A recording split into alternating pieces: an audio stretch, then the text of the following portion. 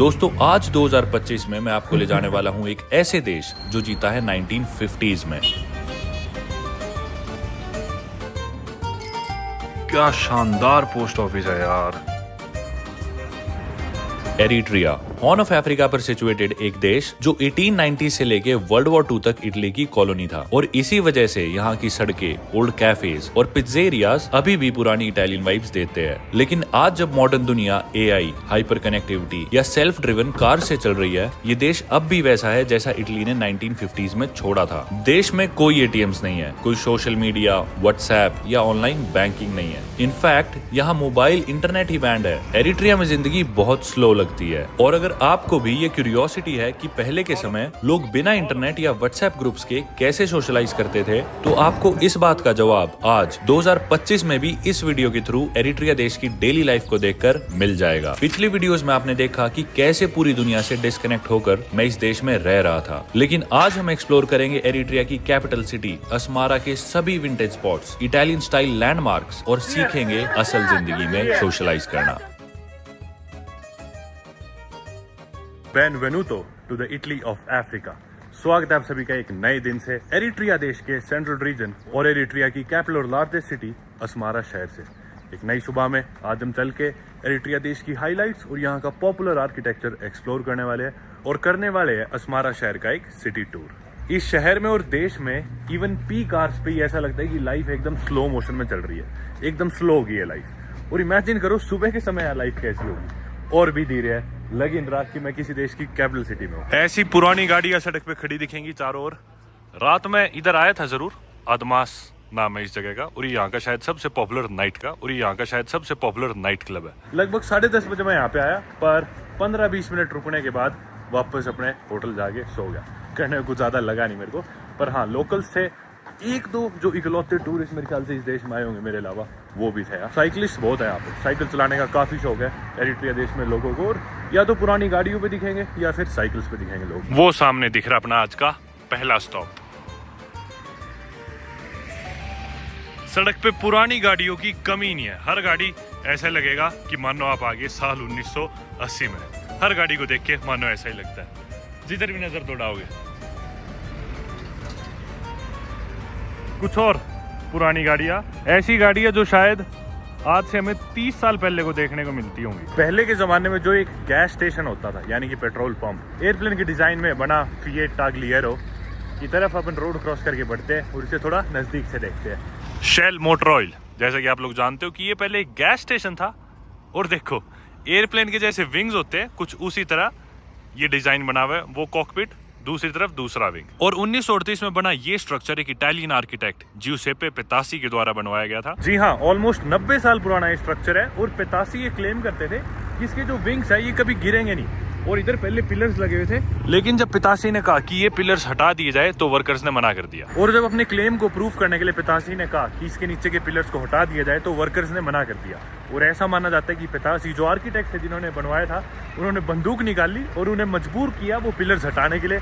लेकिन आज ऑलमोस्ट 90 साल बाद भी आप देख सकते हो ये विंग्स अनसपोर्टेड है, बिना पिलर्स के, और अभी भी इंटैक्ट है। आज के दिन ये जगह एक यूनेस्को वर्ल्ड हेरिटेज साइट है, और पूरे अस्मारा शहर में इसी तरह आपको आर्ट डेको स्टाइल और इटालियन आर्किटेक्चर देखने को मिलेगा। बाकी ये जो आप देख पा रहे हो ये है प्लेन का कॉकपिट, और ये जैसा कि मैंने बताया 2 विंग्स है अनसपोर्टेड, और इनके नीचे गैस स्टेशन था। कॉकपिट का डिजाइन कुछ ऐसे बनाए कि इधर बैठ के पायलट प्लेन को उठा रहा है, साथ में इसके विंग्स है। एक आइकॉनिक गैस स्टेशन फिएट टाग्लिएरो। इसकी कुंडी खुली पड़ी है, अंदर चल के देखते हैं।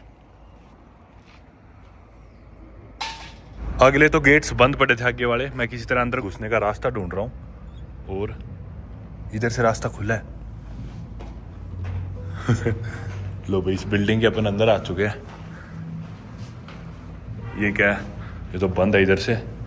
इधर क्या है? उप्स, इधर भी बंद है। उधर सीढ़ी है जिससे अपन ऊपर कॉकपिट की तरफ जा सकते हैं, पर उन सीढ़ियों का मुझे रास्ता नहीं दिख रहा। अरे वाह, ये गेट खुला था। छुपके से अपन स्नीक इन कर गए फिएट टाग्लिएरो में।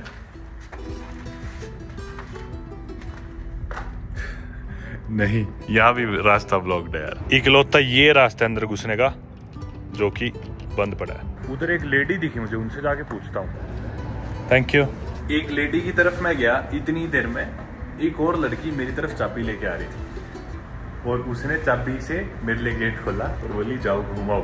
अनरियल भाई, अरे वाह। आज से 90 साल पहले बनाए गए इस फ्यूल स्टेशन में लोग जाते होंगे इन्हीं सीढ़ियों के थ्रू ऊपर, इस कॉकपिट से उड़ान भरने के लिए। उड़ान तो क्या भरेंगे, मेरे ख्याल से इधर उनका ऑफिस होता होगा। आप देख सकते हो ये हम बीच में एकदम प्लेन की कॉकपिट की शेप सी में इटालियन आर्किटेक्चर पतेसी ने इसे डिजाइन किया था। यहाँ से कुछ दिखता है शहर का नजारा। और यही नहीं, इधर कुछ और भी है। ये देखो थोड़ी और सीढ़ियां चढ़ते हैं इस पे भी।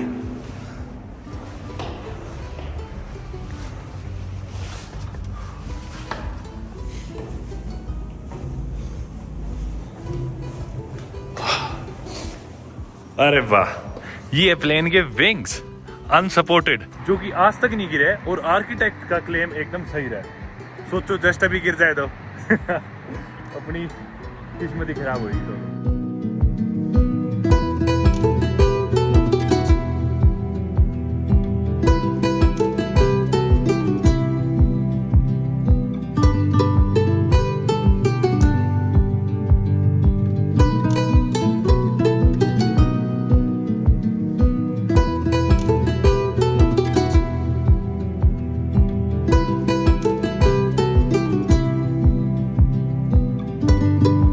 यार ये शहर ऑलरेडी ना मेरी one of my favourite capital cities में से एक है। क्या स्वीट लोग हैं यार, क्या शानदार आर्किटेक्चर है, क्या शानदार नज़ारे हैं, एकदम विंटेज वाइब्स।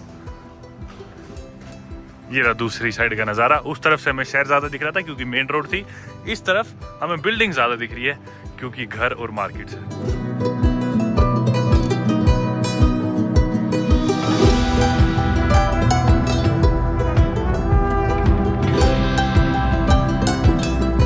आप लोगों के मन में सवाल जरूर आ रहा होगा कि भी इतना ज्यादा इटली से इन्फ्लुएंस्ड क्यों है एरिट्रिया। कारण ये कि एरिट्रिया एक इटालियन कॉलोनी थी 1941 तक। उसके बाद जब वर्ल्ड वॉर 2 में इटली हार गया था तो उसके बाद यहाँ पे ब्रिटिश कंट्रोल आ गया था। लगभग एक दशक ब्रिटिश के राज के बाद ब्रिटिश ने 1952 में एरिट्रिया को इथोपिया को सौंप दिया था। और एरिट्रिया के पास बहुत थोड़ी ऑटोनॉमी शुरू में थी, लेकिन 1960s में इथोपिया ने उसे भी ले लिया, शायद 1962 में। और फिर कई डेकेड्स तक इनके बीच में लड़ाई चलती है।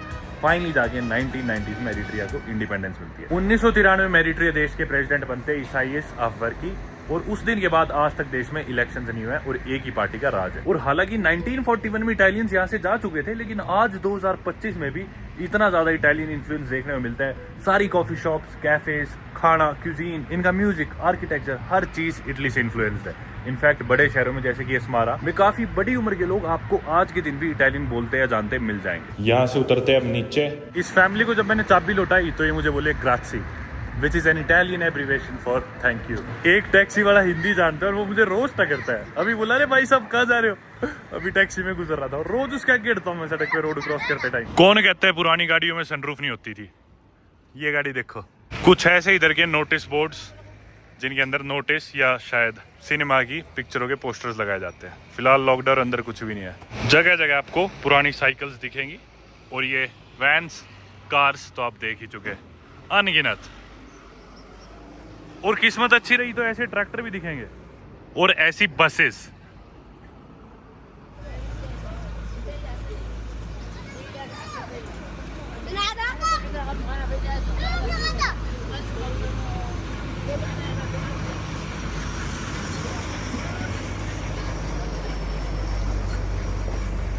पीछे कुछ लड़कियां ज्यादा प्लेफुल हो रही थी, हनी बेबी चिल्लाने लग रही थी। अभी हम चलते इस कैंप के अंदर। नजदीक ही इनका कई टैंक ग्रेवयार्ड है, जिधर सारे टैंक्स आज के दिन भी पड़े हैं जो इनका वॉर था इथोपिया के साथ, उसके दौरान जो इथोपिया के टैंक शायद रह गए थे, वही मैं तलाशने लग रहा हूँ।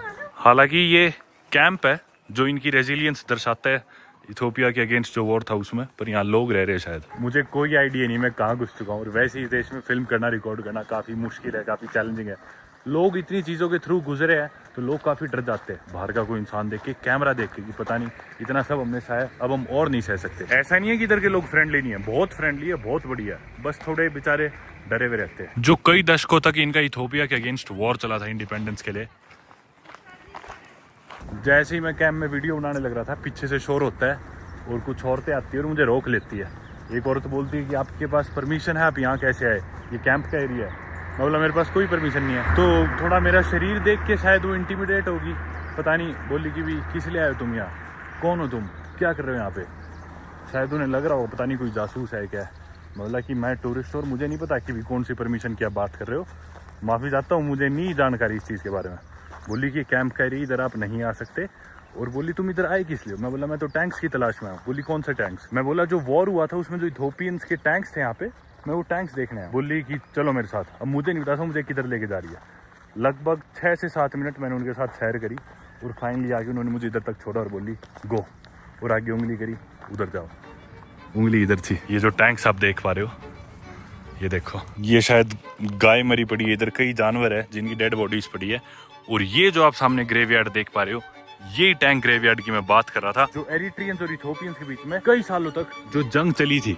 तो फाइनली जब इथोपिया ने गिव अप करके जब इथोपिया यहाँ से चला गया था और एरिट्रिया को इंडिपेंडेंस दे दी थी, तो इथोपियन ट्रक्स और टैंक्स यहीं पे रह गए थे, जो आप देख सकते हो। कितना बड़ा ग्रेवयार्ड है। सिर्फ यहीं तक नहीं, वो देखो कितनी दूर तक जा रहे हैं सारे टैंक्स। और मतलब ये सारे टैंक्स एक जगह यहाँ पे डंप कर रखे हैं।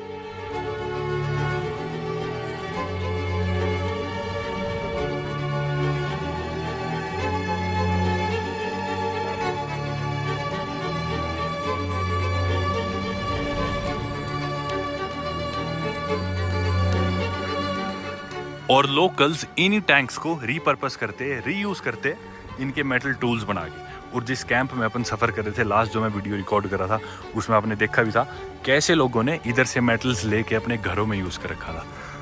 ये देखो कुछ ट्रक्स खड़े हैं यहाँ पे और उधर कुछ टैंक्स है। पता नहीं कितने लोगों की जाने गई होगी इन टैंक्स में या फिर इन टैंक्स के द्वारा। मुझे नहीं लगता मेरी ज़िंदगी मैंने एक साथ इतने सारे टैंक्स एक जगह पे देखे हैं, वो भी डंप।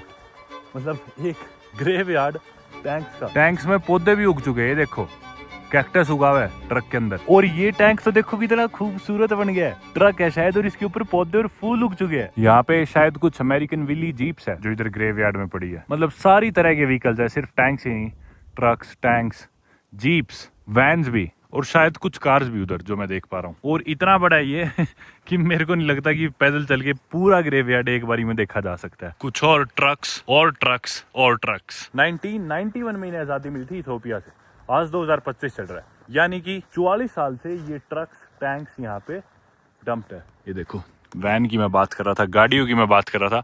कुछ और गाड़ी आप देख सकते हो, वैन आप देख सकते हो। इथोपिया की मिलिट्री के जो भी व्हीकल्स थे या जो भी उनका सामान वापस इथोपिया वो नहीं लेके जा सके वॉर में, वो सब यहीं पे।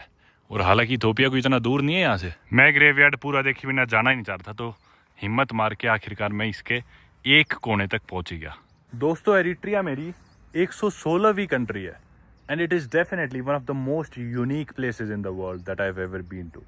और साथ ही दुनिया की one of the least visited countries में से भी है। पूरे देश में कोई भी ATM नहीं है, टूरिस्ट मुश्किल से कोई आता है। और देखो एक इतनी यूनिक जगह पे मेरे अलावा मेरे को कोई टूरिस्ट नहीं दिखा। टूरिस्ट छोड़ो, लोकल ही नहीं दिख रहा। कुछ बच्चे फुटबॉल खेल के जरूर जा रहे थे, पर यार मतलब कितनी आइकॉनिक, कितनी यूनिक चीजें यार इस देश में, इस शहर में। और अभी तक तो हमने कुछ एक्सप्लोर ही नहीं करे, तो हमारी दूसरी जगह है यहाँ की। सिर्फ जानवर ही नहीं, बाकी यहाँ पे इंसानों की पोटी भी पड़ी है। और कुछ लोग फिलहाल हल्के होने भी लग रहे हैं पास में। यहाँ के लोगों ने डंपिंग यार्ड को बहुत सीरियसली ले लिया। शहर के सेंटर से हम थोड़ा दूर आ चुके हैं, इसलिए अब कोई टैक्सी या गाड़ी की तलाश करेंगे। जैसा मैंने शुरू में बताया था, साइकिलिंग काफ़ी पॉपुलर है, तो यहाँ पे आपको साइकिलिस्ट बहुत देखने को मिलेंगे एरिट्रिया में। कोई गाड़ी नहीं आ रही, मैं गाड़ी की तलाश कर रहा हूँ जिससे अपन लिफ्ट मांग सके। अपने को इस डायरेक्शन में जाना है। हिचाइक करने की कोशिश कर रहा हूँ, कोई रोक के तो नहीं रोकी, फैमिली के साथ थे।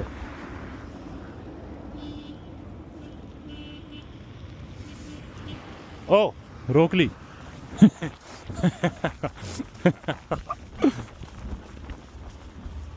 Hello, can you drop me a little further?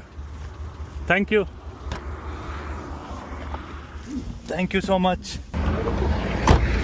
गाड़ी में मेरे को उस कपल ने लिफ्ट दे दी थी और गाड़ी में बैठ के लगभग 1.5-2 किलोमीटर दूर उन्होंने मुझे उतार दिया, शहर के थोड़ा नज़दीक। आप जो मेरे लेफ्ट साइड में वीडियो देखने लग रहे हो, ये थी एक इटालियन सेमेट्री जो कि रोड से दिखने लग रही थी, जिधर शायद इटालियन लोगों को दफनाया जाता था।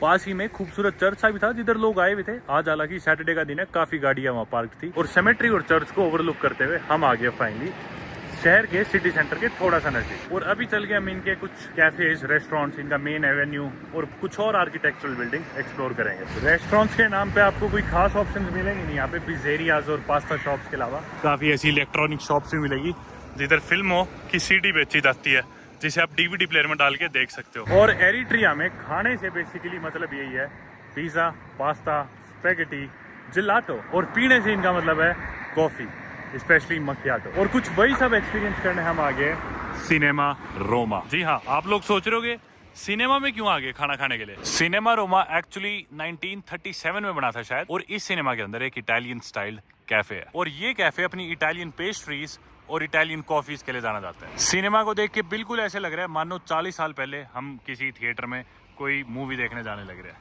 पर ओरिजिनली ये सिनेमा जो कि मूवीज दिखाता था, आज के दिन यहाँ पे ज्यादातर फुटबॉल मैचेस दिखाए जाते हैं और लोकल्स का एक फेमस हैंग आउट स्पॉट है, जिधर सारे दोस्त आते हैं या फिर अनजान लोग भी आते हैं और नए लोगों से दोस्ती करके हैंग आउट कर सकते हैं। चलते हैं अंदर, घुसते हैं और पीते हैं यहाँ की कोई कॉफ़ी। कमाल की बात है कि कैफ़े में एक टीवी लगा हुआ है, और जो कि पुराना टीवी नहीं है, वरना हर जगह देश में पुराने टीवीज़ देखने को मिलते हैं। काफ़ी आइकॉनिक सा कैफ़े है। इस सिनेमा या कैफ़े में तरह तरह के एक्टर्स और मूवीज़ के पोस्टर्स लगे हुए हैं जगह जगह। और सबसे बढ़िया बात मेरे को ये लगी कि हर इंसान अपने फ़ोन से ग्लूड होने की जगह आपस में मोमेंट को एंजॉय कर रहा है, अपने दोस्तों से बातें कर रहा है, बैठ के कॉफ़ी पी रहे हैं, जिनके साथ वो आए हुए उनसे बातें कर रहे हैं और मोमेंट में प्रेजेंट में जीने लग रहे हैं। क्योंकि कोई इंटरनेट ही है तो कोई फ़ोन यूज़ ही नहीं कर सकता। जबकि हम लोग क्या करते हैं कैफ़ेज़ पे जनरली जाती स्टोरीज डालना, फोटोज़ खींचना और फ़ोन में घुस जाते हैं, पर यहाँ पे ये चीज़ पॉसिबल ही नहीं है। शायद से शहर के सबसे आइकॉनिक कैफ़े में एक मकियाटो की कीमत है 11 एरिट्रियन नकफ़ा, और एक $1 में 15 नकफ़ा होते हैं। एक नकफ़ा में अपने भारतीय 5.8 रुपये होते हैं, यानी कि 60 रुपये की कॉफ़ी इनके सबसे आइकॉनिक रेस्टोरेंट में। कुछ ऐसी दिखती है मेरी मकियाटो। और हर इंसान कैफ़े में आप देख सकते हो कोई भी अपना फ़ोन नहीं चला रहा, सभी लोग आपस में बात करने में बिजी है। कोई भी स्टोरीज डालने का कष्ट नहीं उठा रहा, क्योंकि स्टोरीज डाल ही नहीं सकते हैं। एक्चुअली मोमेंट में जीने लग रहे हैं सभी लोग। लाजवाब कॉफ़ी है यार इनकी, किसी भी जगह ने मुझे अभी तक डिसअपॉइंट नहीं किया, शानदार। हालांकि दिन के 12 ही बजे, पर इनकी जितनी भी पेस्ट्रीज वगैरह थी या डेजर्ट्स थे सब कुछ खत्म हो चुका है। तो मेरे लिए खाने के लिए कुछ नहीं था, बस पिज़्ज़ा ऑप्शन था, पर पिज़्ज़ा मैं यहाँ पे खाना नहीं चाह रहा था। क्योंकि देश में व्हाट्सएप नहीं है, सोशल मीडिया नहीं है, तो कैफेज में आने का लोगों का मकसद सिर्फ चाय पीना, कॉफ़ी पीना नहीं है, सोशलाइज करना भी है। आप कैफे में आओ, सभी लोग एक दूसरे से बात कर रहे हैं, एकदम रिलैक्स माहौल है। किसी से दोस्ती करनी है, उन्हें कॉफ़ी खरीदो और बात लग जाओ।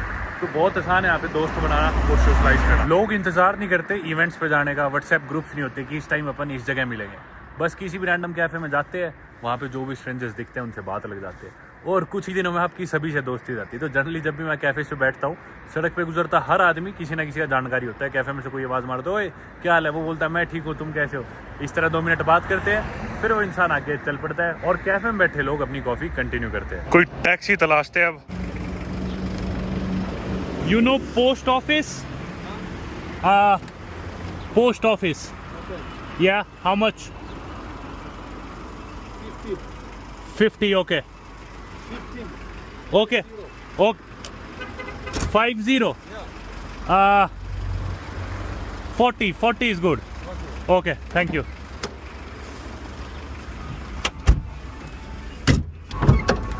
Thanks.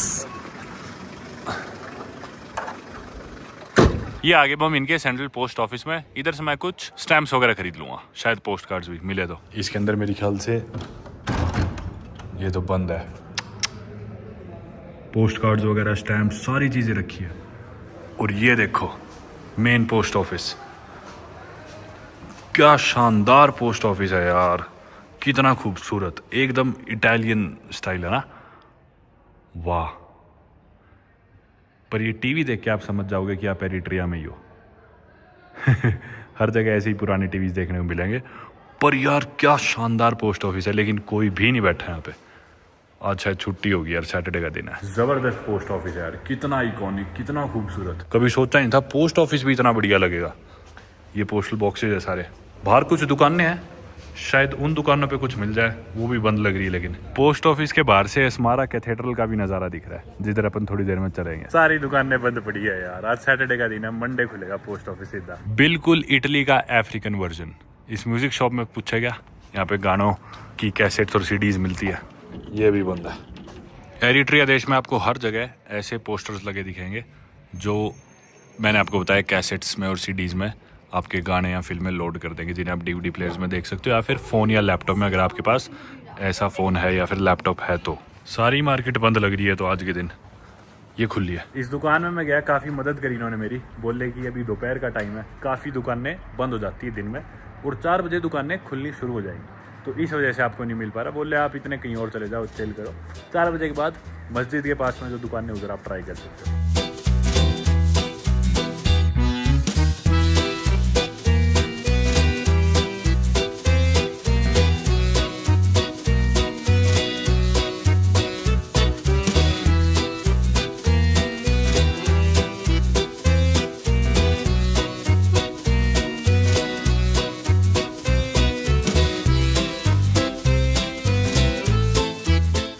इन इटालियन स्टाइल बिल्डिंग्स के बीचों बीच इस आर्ट डेको आर्किटेक्चर को देखते हुए मैं जाने लग रहा हूँ अस्मारा की सबसे पॉपुलर, सबसे मेन स्ट्रीट हार्नेट एवेन्यू। दिन का समय, दुकानें ऑब्वियसली आप देख सकते हो बंद हो चुकी है, पर हार्नेट एवेन्यू पे आई एम श्योर ये हाल नहीं होने वाला है, क्योंकि पूरे शहर की सबसे मेन स्ट्रीट है वो, और जो कि यहाँ से काफ़ी नज़दीक भी है।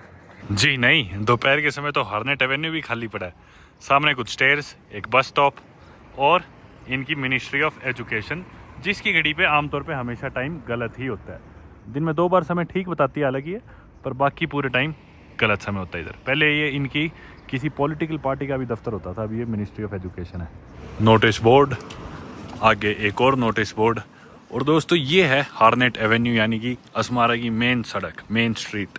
मैं यकीन नहीं कर पा रहा कि इस समय सड़क इतनी खाली पड़ी है, क्योंकि हर वक्त यहाँ पे इतनी भीड़ लगी रहती है जब भी मैं आता हूँ। जैसा मैंने बताया कि हार्नेट एवेन्यू इनकी मेन स्ट्रीट है, मेन एवेन्यू है, और यहाँ पे आपको इनकी iconic art deco buildings, Eritrean restaurants, coffee shops, cafes देखने को मिलेंगे। लेकिन हमेशा से इस जगह का नाम हार्नेट एवेन्यू नहीं होता था।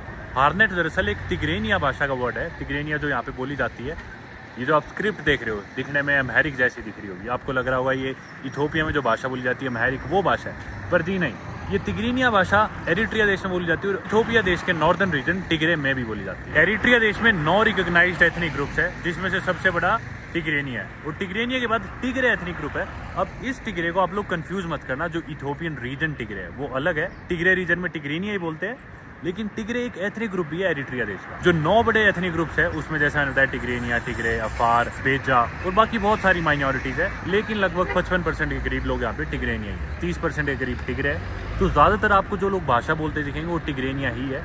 हालांकि ऑफिशियल लैंग्वेज नहीं है, ऑफिशियल लैंग्वेज कोई भी नहीं है, लेकिन देश की वर्किंग लैंग्वेजेस इंग्लिश, अरेबिक और टिग्रेनिया, और टिग्रेनिया भाषा से ये वर्ड आया हार्नेट, जिसका मतलब होता है आज़ादी, यानी कि इंडिपेंडेंस। तो जी हाँ, वियाले मुसोलिनी, जो कि स्ट्रीट का नाम होता था इटालियन रूल के अंडर, इसका नाम इंडिपेंडेंस के बाद, जब एरिट्रिया 1991 में आज़ाद हुआ, उसके बाद चेंज करके कर दिया गया था हार्नेट एवेन्यू, यानी कि इंडिपेंडेंस या आज़ादी। और हालांकि आपने इतना ज़्यादा इटालियन इन्फ्लुएंस देखा, लेकिन इटालियन यहाँ पे वर्किंग लैंग्वेजेस में से एक नहीं है, पर फिर भी जैसा मैंने बताया कुछ लोग यहाँ पे इटालियन जरूर जानते हैं, पर उसके अलावा जितना भी कल्चर है पूरी तरह से इटली से इन्फ्लुएंस है। और शाम के समय हम ये पूरी स्ट्रीट, ये पूरा एवेन्यू लोगों से भरा देखने वाले हैं, जब लोग निकलेंगे अपने पैसे ग्याटा के लिए, यानी कि उनकी इवनिंग सैर के लिए। और सिर्फ यही नहीं, हार्नेट एवेन्यू जाना जाता है एरिट्रिया देश के या फिर अस्मारा शहर के बेस्ट बार्स, रेस्टोरेंट्स और सबसे पॉपुलर लैंडमार्क्स के लिए, जिसमें से ये है सबसे important Cathedral of Our Lady of the Rosary के नाम से जाना जाने वाला ये कैथेड्रल शायद सबसे पॉपुलर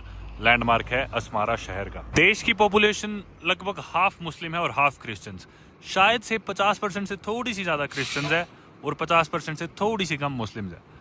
एग्जैक्ट डाटा इस देश की पॉपुलेशन का या रिलीजन्स का किसी के पास नहीं है, क्योंकि कोई ऐसा ऑफिशियल सर्वे नहीं हुआ है। साल 1923 में बना, यानी कि आज से 100 साल से भी ज़्यादा पहले, ये रोमन कैथोलिक कैथेड्रल अस्मारा की टॉलेस्ट बिल्डिंग्स में से भी एक है। जी हाँ, हालांकि आप लोग सोच रहे हो कि इतना तो ऊंचा है नहीं, पर अस्मारा में आपको स्काई स्क्रैपर्स देखने को नहीं मिलेंगे। ये कोई दुबई या सिंगापुर या हांगकांग नहीं है, ये एरिट्रिया है। बाकी ये नियो रोमन्स के आर्किटेक्चर है, और ऊपर आप एक बेल टावर देख सकते हो, जिस पे से आप सिटी का नज़ारा देख सकते हो। अब मुझे ही नहीं पता कि इधर जाना अलाउड है नहीं। अभी मैंने जाके इनके ऑफिस में बात करी थी, जो कैथेड्रल का ऑफिस है। उन्होंने बोला था इंटरनेशनल कम्युनिटी के लिए संडे सुबह 11 बजे इंग्लिश में प्रोग्राम होता है, तो आप कल सुबह 11 बजे आ सकते हो यहाँ पे।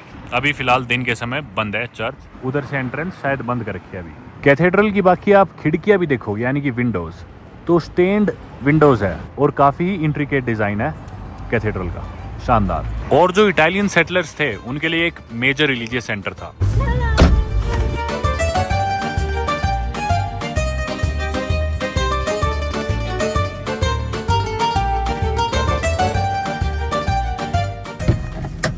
Thank you. एकदम से मानो मैं असमारा, जो कि पहली ओल्ड वाइफ देता है, असमारा के भी ओल्ड असमारा में आ गया, ऐसा लग रहा है। बिल्कुल ही पुरानी वाइफ जाने लग रही है। ये है मेदेबर मार्केट। इसकी मैंने फ्रिज मैग्नेट पहले खरीद ली थी, लेकिन विजिट अब कर रहा हूँ। बाहर लोग खच्चर वच्चर पे सामान लेके जाने लग रहे हैं और बिल्कुल ही शांत। So this grinds wheat, right?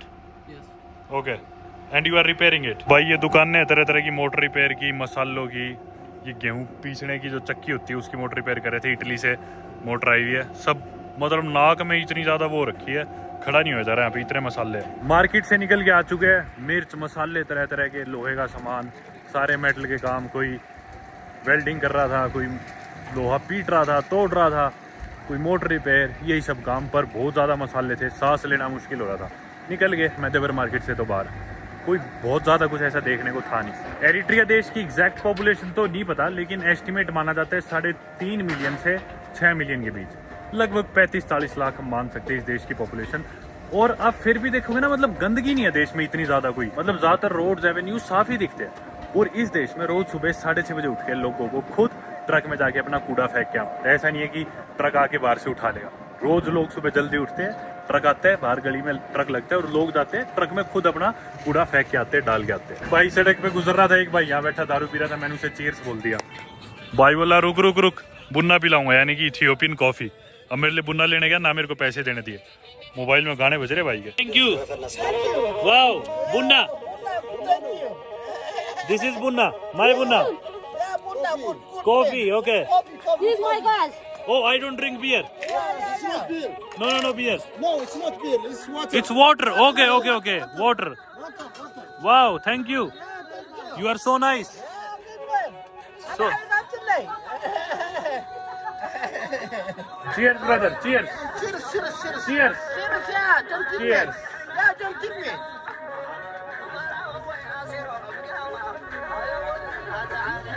Yeah, good. Good water. Good water. Good water. Yeah, good water. Cheers. Cheers. Cheers.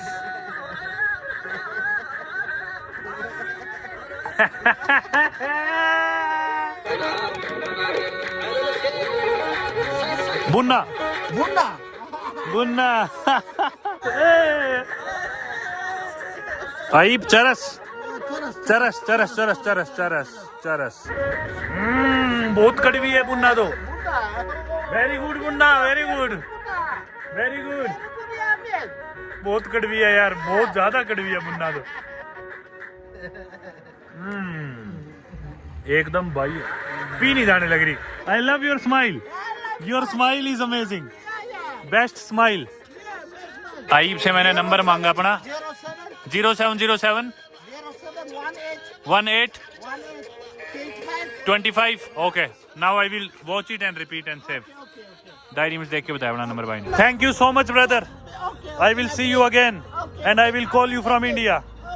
Take care, goodbye brother. दोपहर के 3 बजने वाले, बहुत तिखी धूप है। हालांकि शाम को मीठी मीठी ठंडी हो जाती है।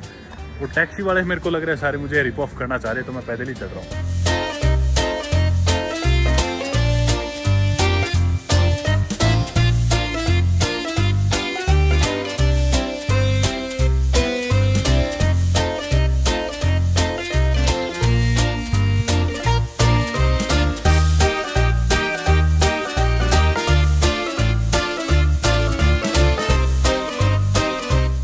ऐसा लग रहा है मानो आज से 50 साल पहले वाले इटली की गलियों में फंस गया है। एक और इंटरनेट कैफे जिधर जाके आप कूपन ले सकते हो और सभी के साथ अंदर सोफा पे बैठ के बहुत धीरे स्पीड पे इंटरनेट स्क्रॉल कर सकते हो, सर्फ कर सकते हो। हर कुछ ही मीटर्स पे जिलेटो स्टोर्स, पिज़ेरियाज, कॉफ़ी शॉप्स। शेल्बू पिज़ेरिया, एक उस तरफ है नेपोली पिज़ेरिया। नेपोली इटली में है जिधर पिज़्ज़ा इन्वेंट हुआ था। चल के देखते हैं कि इटालियन पिज़्ज़ा अच्छा है या फिर एरिट्रियन पिज़्ज़ा, जो कि ऑब्वियसली इटली से ही आया है। ये है इनका मेन्यू।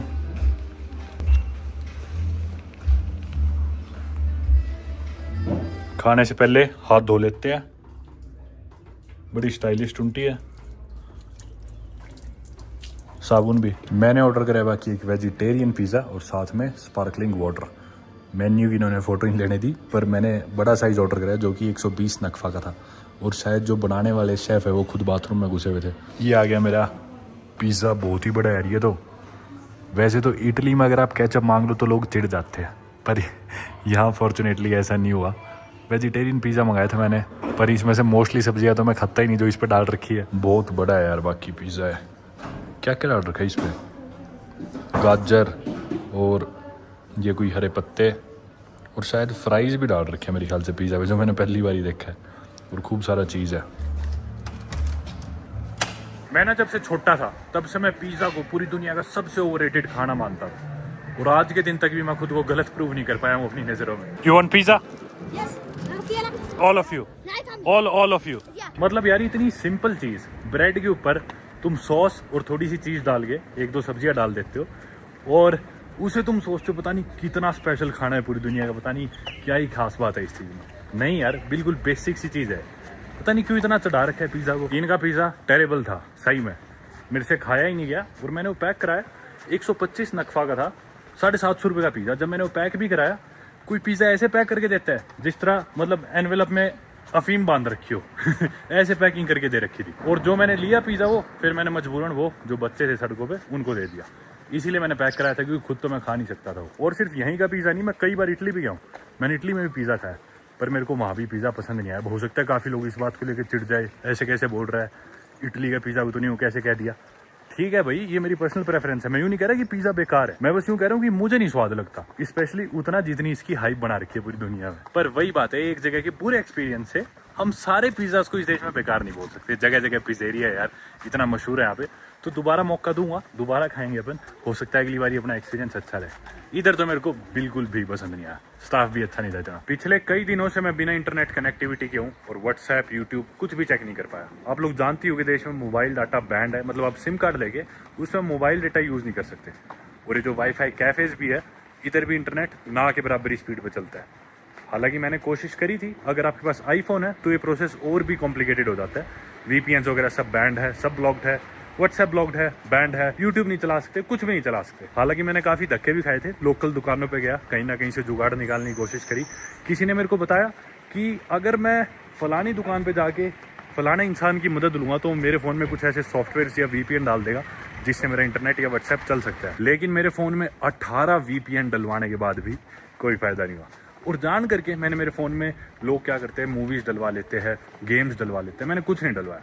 मैंने सोचा पूरा ही डिस्कनेक्ट होऊंगा, मैं इंटरनेट का यूज़ नहीं करूँगा, ताकि जो खाली टाइम होगा, फ्री टाइम होगा, उसमें मैं जिम जा सकूँ, लोकल लोगों से बिना कैमरा के मिल सकूँ, रनिंग करने जा सकूँ, और पूरी दुनिया से डिस्कनेक्ट ढंग से हो सकूँ। और ये डिसीजन अभी तक काफ़ी अच्छा साबित हुआ है, मुझे काफ़ी बेहतर फील हो रहा है। सुबह सुबह उठ के सबसे पहली चीज़ जो जनरली मैं करता हूँ, मुझे अपने फ़ोन की तरफ नहीं देखना पड़ रहा। हालांकि हर कुछ ही मीटर्स पे, खासकर अस्मारा शहर में सेंटर के आसपास सिनेमाज देखने को ज़रूर मिलते हैं, पर चाहे वो ऑपरेशनल हो या अबैंडन। मेरे राइट में है थिएट्रो अस्मारा, यानी कि यहाँ का ओपेरा हाउस, इसी में चलते हैं। तो ये है दोस्तों थिएट्रो अस्मारा, यानी कि अस्मारा ओपेरा हाउस। 1920 के राउंड ये बिल्डिंग बनी थी इटालियन कॉलोनियल एरा के दौरान, और आज के दिन ये भी एक वर्ल्ड हेरिटेज साइट है। इंटरेस्टिंगली शायद ये इकलौती ऐसी जगह है अस्मारा में जिधर मैंने देखा है वाईफाई का निशान, पर पता नहीं चलता भी होगा नहीं चलता होगा। आइए चल के एक्सप्लोर करते हैं इस ओपेरा हाउस को। हालांकि ये एक थिएटर या फिर ओपेरा हाउस था, आज के दिन शायद ये एक मॉडर्न कैफ़े है, और मेरे ख्याल से one of the most elegant buildings जो आपको देखने को मिलेगी अस्मारा में, उनमें से एक है थिएट्रो Asmara. Coffee, breakfast, juices, wifi. मेरे को यहाँ बैठे 5 मिनट होने वाली है, अभी तक कोई आया नहीं मेन्यू लेके या ऑर्डर लेने। आप अंदाज़ा लगा सकते हो कितनी स्लो है लाइफ यार। ये कुछ है चाय के, कॉफ़ी के रेट्स बड़ी सस्ती है यार, कॉफ़ी बहुत ही सस्ती है यहाँ, 55-60 रुपए की 5 की चाय, तो 5 की है, 24 रुपए की। ये थिएटर अस्मारा यानी कि अस्मारा ओपेरा हाउस पहले यूज होता था इटालियन ओपेराज, थिएटर परफॉर्मेंसेज और कॉन्सर्ट्स के लिए। और हालांकि आज ये कैफे बन चुका है, पर फिर भी यहाँ पे थिएटर के अंदर time to time cultural performances, film screenings और म्यूजिक इवेंट्स होते रहते हैं। That's it, just one macchiato। इधर तो अपनी macchiato आ गई सिर्फ 8 नफका की, या नकफा, में बार बार कंफ्यूज होता हूँ। Anyway, ये हुई 50 रुपए से भी कम की। एरिट्रिया में एक बार भी मुझे कॉफी ने निराश नहीं किया, हर बार जबरदस्त। शाम का समय होती भीड़ भी देख लो, हार्नेट एवेन्यू पे भीड़ भी होने लगी। मेरे पीछे आप देख सकते हो लोग कैसे पोस्टर्स देख रहे हैं कि नई फिल्म कौन सी लगी है थिएटर में। बस से उतरते ही सीधा घूमते फिरते हम फिर से अस्मारा कैथेड्रल के सामने आ गए। और जो ओपेरा हाउस था यानी कि थिएटर अस्मारा, वो फिलहाल बंद था और मुझे कहा था कि कल सुबह अगर आप आओगे तो आप अंदर से भी देख सकते हो थिएटर को। अभी भी अंदर बिल्कुल इटालियन स्टाइल रेड वेलवेट की कुर्सी है और बिल्कुल ऐसे लगा मानो इटली की थिएटर में आ गया आज से 50 साल पहले। हार्नेट रोड पे भीड़ होनी स्टार्ट हो गई है। कैथेड्रल को एक बार फिर से देख के अब हम निकलते हैं अपनी अगली डेस्टिनेशन की तरफ। कैथेड्रल के अंदर गया था और काफ़ी शानदार इटालियन आर्किटेक्चर था, अंदर भी काफ़ी खूबसूरत था। 5 मिनट शांति में बैठा, अच्छा लगा। और ये है फाइनली सिनेमा इम्पेरो। 1937 में बना ये cinema one of the best preserved art deco cinemas in the world में से है। और 1930 की वुडन सीट्स आज भी इधर प्रिजर्व्ड है और उन्हीं विंटेज कुर्सियों बैठ के आप यहाँ पे मूवी का मजा उठा सकते हो। तो अंदर से सिनेमा इम्पेरो कुछ ऐसा दिखता है, कुछ मूवीज के पोस्टर्स, एरिट्रिया का झंडा। फिलहाल कोई मूवी स्क्रीन नहीं हो रही अंदर, और पिक्चर की रील इस मशीन पे चलती है जो इन्होंने बाहर सजा रखी है। और एक कैफे ही बना हुआ अंदर। कमाल की चीज़ ये है कि इन्होंने सारे थिएटर्स को, सिनेमाज को, ओपेरा हाउसेस को कैफेज में कन्वर्ट कर दिया है। और ये है अस्मारा का सिटी टाउन हॉल। 1920s के अराउंड बनवाया गया ये टाउन हॉल भी इटालियंस के द्वारा एक फैसिस्ट एरा आर्किटेक्चर का गजब का एग्जाम्पल है। इनफैक्ट आज के दिन भी अस्मारा सिटी का एडमिनिस्ट्रेटिव हेडक्वार्टर यही है, सिटी टाउन हॉल। बाकी ये खिड़कियां देख के आप अंदाजा लगा सकते हो कि एकदम टिपिकल इटालियन आर्किटेक्चर है अभी। और ये जो ऊपर घड़ी लगी हुई है ये क्लॉक टावर इधर का एक इंपॉर्टेंट लैंडमार्क भी है। पर एज ऑलवेज इस घड़ी में भी समय गलत है, शाम के 6 बजे है पर इसमें 3:20 है। और यहीं पे इनका हाई कोर्ट जो ऑब्वियसली आज के दिन और इस समय बंद है। हाई कोर्ट के बराबर में ही कमर्शियल बैंक ऑफ एरिट्रिया। मतलब अगर आप हार्नेट एवेन्यू पे आ जाते हो तो आपको देश में किसी और दूसरी सड़क पे एक तरह से जाने की जरूरत ही नहीं है। सारे iconic landmarks, architecture, bars, restaurants, हर चीज़, होटल्स सब यहीं पे है और आप सारी चीज़ें आराम से देख सकते हो। मतलब पूरे एरिट्रिया की फील आप एक दिन में ले सकते हो अगर इधर ढंग से घूमो तो। बाकी ये पीछे जो कमर्शियल बैंक ऑफ एरिट्रिया था उसके बिल्कुल पीछे ही है इनका मल्टी स्पोर्ट बॉलिंग सेंटर, जिधर अपन कल गए थे, जहाँ मैनुअली आप बॉलिंग करते हो और वो जो आप पिंस स्ट्राइक करते हो बॉल से, वो पिंस दोबारा मैनुअली जचाई जाती है किसी इंसान के द्वारा। आपने कल की वीडियो में देखा होगा। ये है मेरा जिम जिधर मैं एक्सरसाइज करता हूँ। एक बार जिम में सबको बाय बुलाता हूँ क्योंकि कल मैं निकलने वाला हूँ। और इसके अलावा मुझे कोई जिम मिला नहीं वैसे शहर में, रोज इसी में आता था। जिम के स्टाफ को मैंने अलविदा कहा और बताया कि आज रात तो मैं जिम नहीं आ पाऊंगा क्योंकि मेरी फ्लाइट है, और अगली बार मैं जब भी आऊंगा जरूर आपके पास दोबारा आऊंगा। बड़े खुशी खुशी ये भी कह रहे थे, बड़ा अच्छा लगा। और अब हम आ गए एक और आइकॉनिक खूबसूरत लैंडमार्क के सामने। सनलाइट पड़ रही है क्योंकि सनसेट का टाइम है और इस समय तो और भी खूबसूरत लग रहा है यार। एंदा मेरियम कैथेड्रल, ये है बाकी Enda Mariam orthodox cathedral and it is one of the most important religious sites in Asmara. 1930s में बना ये ऑर्थोडॉक्स कैथेड्रल एक ब्लेंड है। आप देख सकते हो कि भी पूरा टिपिकल इटालियन आर्किटेक्चर भी नहीं है और एक तरह से एरिट्रियन भी पूरा नहीं कह सकते, तो it is a blend of Italian and Eritrean architecture. क्या शानदार खूबसूरत कैथेड्रल है यार, सही में। आसपास इसके गार्डन और काफी पीसफुल सा माहौल है। बहुत सारे लोग आए हुए, मतलब बड़ी तादाद में गैदरिंग्स आती है इधर ऑर्थोडॉक्स क्रिश्चियन की। ये देखो कितनी तादाद में यहाँ पे लोग हैं, पूरी भीड़ लगी हुई यहाँ पे। और इस चर्च से मात्र 150 मीटर दूर है इनका एक पॉपुलर मस्जिद। ये है खुलाफा अल रशुद्दीन मॉस्क। इसके पास में लोकल मार्केट लगी हुई है बहुत बड़ी। लोग यहाँ पे कपड़े बेच रहे हैं, इलेक्ट्रॉनिक्स, मतलब यार लोग टीवी के पुराने रिमोट बेच रहे हैं, टीवीज बेच रहे हैं पुराने इतने बड़े, कंप्यूटर की स्क्रीन्स इतनी बड़ी जो मॉनिटर्स पहले आते थे, DVD players, radio players repair करके ठीक करके, पुराने सेकंड हैंड वॉशिंग मशीन, बड़े स्पीकर। मतलब ऐसा लग रहा था कोई 20 साल पुरानी मार्केट में आ गया इलेक्ट्रॉनिक्स की। इतना आउटडेटेड सामान था, वो सब बिक रहा था, रिपेयर हो रहा था। अब मैं आ गया अपने मन पसंदीदा कैफे की तरफ, अस्मारा स्वीट कैफे। वो जो आप सामने देख रहे हो यहाँ की सबसे पॉपुलर बेकरी है, कह सकते हो आप इसे, सबसे पॉपुलर कैफेज में से एक है। आज थोड़ी भीड़ कम लग रही है वरना तो इतना फुल होता है। अपनी इटालियन और एरिट्रियन कॉफी के लिए काफी मशहूर है जगह, और साथ ही अपनी स्वीट्स के लिए भी। ये आ गई अपनी स्वीट ट्रीट। पता नहीं, मैं बोला अपनी पसंद से दे दो जो भी बड़ी है। मैंने पहले खाया, मेरे को पसंद आया था, ये आज इन्होंने अपनी पसंद से दे दिया। मखियाटो आ रही है। ऑब्वियसली जब तक दिन में 10 मखियाटो ना P low, thank you, Eritrea में आपका दिन अधूरा है। मजे की बात है कि यहाँ भी हर इंसान अपने खाने में और बात करने में बिजी है, किसी को फोन से कोई मतलब नहीं, मेरे पीछे भी और आगे भी। मखियाटो पी ली, पिज्जा खा लिया, सारी चीजें कर ली, लेकिन कंप्लीट एरिट्रियन बनने के लिए एक चीज तो हमने करी नहीं, और वो है जिलाटो। जी हाँ, आज हमने जिलाटो नहीं खाई। पर बढ़िया बात क्या एरिट्रिया में कि ये सब चीजें आपको तलाशनी नहीं पड़ती, नजर घुमाते ही दिख जाती है। ये देखो, अभी बात करा था और सामने ही एक जिलाटो का स्टोर। अंधेरा हो गया, वरना कितना खूबसूरत नजारा था। ये देखो, एक पुरानी गाड़ी, साथ में जिलाटो आइसक्रीम हर चीज कुछ ही मीटर दूरी पे है यहाँ पे। 20 नक्फा में आपको हर जगह यहाँ पे एरिट्रिया में 2 स्कूप के साथ इस कोन में जिलाटो मिल जाएगी। यानी कि अपने 116 रुपए शायद। आज बाकी मैंने आप लोगों के लिए जितना गंद खाया ना, शायद ही कभी खाया हो, पर कोई नहीं, अभी तक हम 17-18 हज़ार स्टेप्स चल चुके हैं सुबह से। मैं ये तो नहीं कहूँगा कि इटालियन जिलाटो से बढ़िया ये, पर इतनी बुरी भी नहीं है। आज सैटरडे का दिन है, छुट्टी का दिन है, इसलिए कैफेज, कॉफी शॉप्स और ये सड़कें भी, हार्नेट एवेन्यू भी थोड़ा खाली है, भीड़ उतनी है नहीं। वक्त हो गया एक कड़क अदरक वाली चाय का। ये वो जगह है जिधर मैं आमतौर पे चाय पीता हूँ। सामने इसके ओपेरा हाउस है जिधर हम पहले गए थे।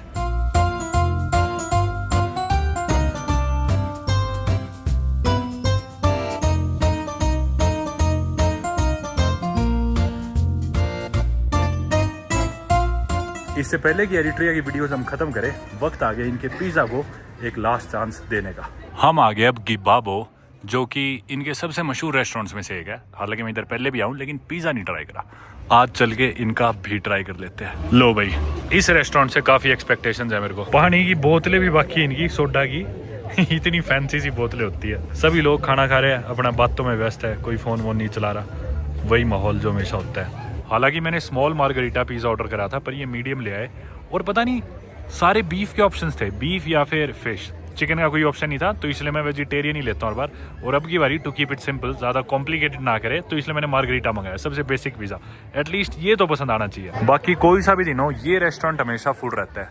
सैटरडे हो, संडे हो, वीकडे हो, वीकेंड हो, कितनी भीड़ है यार, हमेशा फुल रहता है वहाँ। जगह ही नहीं है बैठने की, लोग आ रहे हैं, इंतजार कर रहे हैं सीट मिल जाए। पिछले वाले से काफ़ी सही है, बहुत सही तो फिर भी नहीं है, अच्छा है। पर खाते खाते बीच में लाइट ही चलेगी, अंधेरा हो गया पूरे रेस्टोरेंट में इनसे मैंने 2-3 बार बात की, ओरिगानो या चिली फ्लेक्स मंगा लिया, पर भीड़ इतनी है कि सुन ही नहीं रहे बहुत फिक्का सा लग रहा है मेरे को तो। बिल आया 123 नक्फा का, यानी कि अपने भारतीय 700 कुछ रुपए।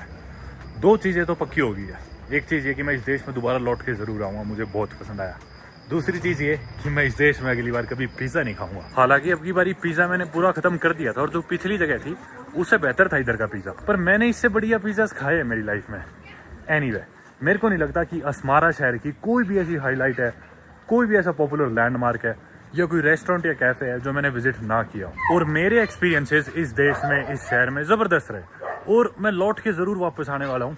क्योंकि मतलब एक तरह से मॉडर्न वर्ल्ड से पूरा डिस्कनेक्ट होके जो रहने का जो मजा है, वो मेरे को लगता है आज के दिन आपको किसी और देश में ये मौका मिल सकता है ऐसी जिंदगी जीने का। तो लौट के जरूर आऊँगा। बहुत ज़बरदस्त लोग हैं, बहुत फ्रेंडली लोग हैं, हर चीज़ बड़ी है। अगर आप भी दुनिया से डिस्कनेक्ट होना चाहते हो, शांति में, आइसोलेशन में रहना चाहते हो, फ्रेंडली लोगों से मिलना चाहते हो, दुनिया की शायद one of the best coffees पीना चाहते हो, साबुन जैसी खुशबू के पिज़्ज़ाज खाना चाहते हो, तो मैं आपको हाईली रिकमेंड करूंगा कि आप भी एरिट्रिया देश में आ सकते हैं। थोड़ा कॉम्प्लिकेटेड जरूर है इधर आना, पर मैं लौट के दोबारा जरूर आऊँगा। और इसी के साथ ही एरिट्रिया का अपना सफ़र और अपनी वीडियो का करते हैं अंत। उम्मीद करता हूँ आपको मेरा सफ़र, मेरी वीडियोज़, मेरे एक्सपीरियंसेस एरिट्रिया देश के काफ़ी पसंद आए होंगे। और बहुत ही चैलेंजिंग है इधर यहाँ पे रिकॉर्ड करना और आप तक ये सारी इन्फॉर्मेशन प्रिसाइजली पहुँचाना। तो उम्मीद करता हूँ वो चीज़ अप्रिशिएट करोगे। आप में से काफ़ी लोग अभी भी चैनल को बिना सब्सक्राइब करे देखते हैं। मेरे ख्याल से 60% लोग ऐसे जिन्होंने चैनल सब्सक्राइब नहीं कर रखा पर वीडियोस देखते हैं। तो आपसे रिक्वेस्ट करूँगा कि आप चैनल भी सब्सक्राइब कर ले। जल्दी मिलते हैं आप लोगों से एक नए एडवेंचर पे, एक नई कंट्री से, एक नए कॉन्टिनेंट से। तो अफ्रीका सीरीज को, एरिट्रिया देश को फिलहाल के लिए कहते हैं अलविदा। पता नहीं अगली वीडियो कौन से देश से देखने को मिलेगी, पर आई एम श्योर हमेशा की तरह वीडियो जबरदस्त होगी। Good bye.